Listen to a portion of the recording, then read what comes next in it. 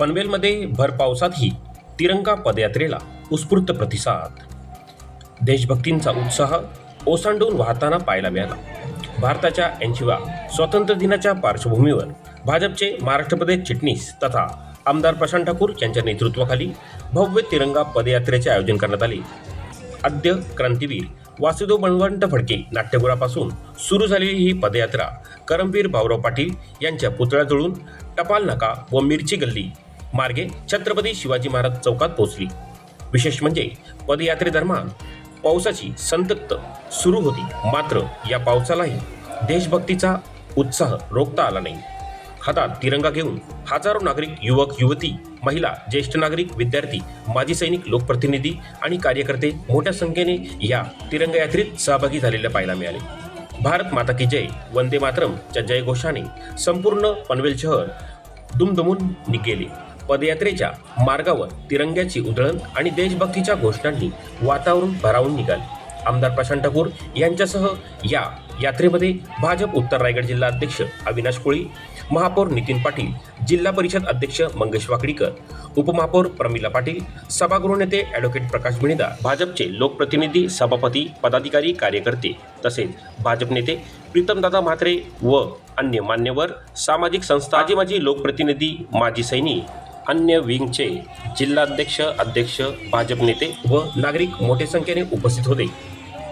तिरंगा हा केवळ राष्ट्रध्वज नाही, तर तो भारताचा स्वाभिमान व एकता, अखंडतेचे प्रतीक असल्याचे या माध्यमातून अधोरेखित करण्यात आले. स्वातंत्र्यवीरांच्या बलिदानांचा स्मरण करत नव्या पिढीत राष्ट्रप्रेमाची भावना जागृत करणे व देश आणि देश प्रथम हा संदेश देत तिरंगा पदयात्रेचा मुख्य उद्देश साध्य केला. भारत माता की जय, वंदे मातरम, वंदे मातरम, भारत माता की जय, वंदे मातरम, जय शिवाजी, जय भवानी. सर्व नागरिक बंधू भगिनींना धन्यवाद देतो. अत्यंत उत्साहामध्ये भर पाऊस, हिवादार पाऊस आपण ज्याला म्हणतो, या पावसामध्ये सुद्धा आपलं राष्ट्रभक्तीचं प्रदर्शन आज सर्व पनवेलकरांनी बघितलेलं आहे. आज मोठ्या उत्साहाने सर्व नागरिक बंधू भगिनी, विद्यार्थी या तिरंगा यात्रेमध्ये सामील झाले.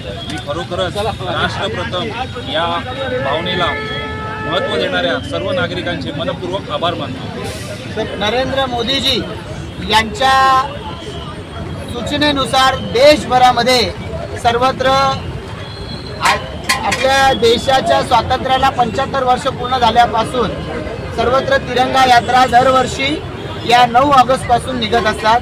अशा तिरंगा यात्रा देशभरामध्ये सुरू झाल्या आणि आपण पाहिलं की देशाचे उपराष्ट्रपती सुद्धा अंदमान निकोबारमध्ये गेले आणि हर घर तिरंगा या अभियानाची एका अर्थानं त्यांनी सुरुवात केली.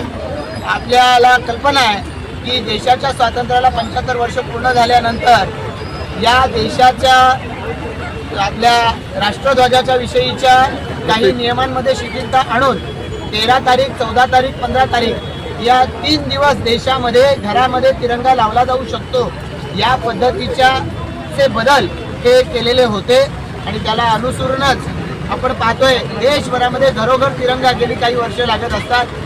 आज प्रत्येक नागरिकाला आमच्या घरावरती तिरंगा लागतो याचा अभिमान वाटतो. त्या देशाच्या कर्तृत्वाविषयी तर त्यांच्या मनामध्ये अभिमान आहेच आणि म्हणूनच असा हर घर तिरंगा अभियान सगळीकडे सुरू आहे, तिरंगा यात्रा सुरू आहे. याचाच एक भाग म्हणून आज पनवेलमध्ये तिरंगा यात्रेचं आयोजन करण्यात आलं. मी माझ्या सगळ्या सहकार्यांचं मनापासून आभार मानतो आणि याचबरोबरनं जे देशप्रेमी नागरिक आहेत, जे या इतक्या भर पावसामध्ये देखील या अभियानामध्ये सहभागी झाले, त्या नागरिकांचा आभार मानतो. विशेषत्वानं सर्व विद्यार्थी, आमच्या सर्व महिला भगिनी या सगळ्यांचंच मी मनापासून आभार व्यक्त करतो आणि त्यांच्या सर्वांच्या या सक्रिय सहभागामुळे हे तिरंगा अभियान हे घराघरापर्यंत पोचेल. 15 तारखेला घरोघरी तिरंगा लागेल त्याचा मला विश्वास आहे. याच अभियानाच्या बरोबरीनं एक आपल्या मनामध्ये असलेली एक कुठं ना कुठेतरी जखम आहे, ती म्हणजे 47 साली झालेली फाळणी, की त्या फाळणीमुळं अनंत दुःख आपल्या या देशाच्या सीमारेषेवरच्या अनेकांना झेलावं लागलेलं आहे. आणि त्याचीही आठवण आम्ही ठेवली पाहिजे. पुन्हा असा प्रसंग आमच्यावरती येता कामा नये, यासाठी आम्ही सावध असलं पाहिजे. आणि याच्यामुळे उद्याचा दिवस हा फाळणी दिवस, विभाजन विभीषिका दिवस म्हणून साजरा आम्ही करत असतो. पनवेल महापालिकेनं सुद्धा उद्या नाट्यगृहामध्ये सकाळी 10 वाजता कार्यक्रम आयोजित केला आहे. संध्याकाळी भारतीय जनता पार्टीच्या वतीनं आम्ही विरूपाक्ष हॉलमध्ये प्रख्यात व्याख्याते डॉक्टर उदय निरगुडकर यांचा आम्ही या ठिकाणी व्याख्यानाचं आयोजन केलेलं आहे, ज्याला तरुणांनी हजर राहावं. कारण फाळणी ही फक्त देशाचीच होऊ शकते असं नाही, मनांच्यामध्ये विभाजन करण्याचा प्रयत्न जाणीवपूर्वक अलीकडच्या काळामध्ये केला गेला आहे. आणि त्यामुळे या संदर्भामध्ये बोलण्यासाठी म्हणून डॉक्टर उदय निरगुडकर येत आहेत. अशा विविधांगी कार्यक्रमाच्या माध्यमातून उद्याचा परवाचा दिवस हा आजच्या दिवसाच्या बरोबरीनं सर्वत्र साजरा होताना आपल्याला पाहायला मिळणार आहे. सर्व देशप्रेमींना, ज्यांना ज्यांना हा देश पुढे जावा असं वाटतं, त्यांनी या कार्यक्रमांमध्ये सहभागी व्हावं. आपल्या देशाचा तिरंगा आपल्या कर्तृत्वानं फडकत ठेवावा, हे सगळ्यांना मी आवाहन करतो.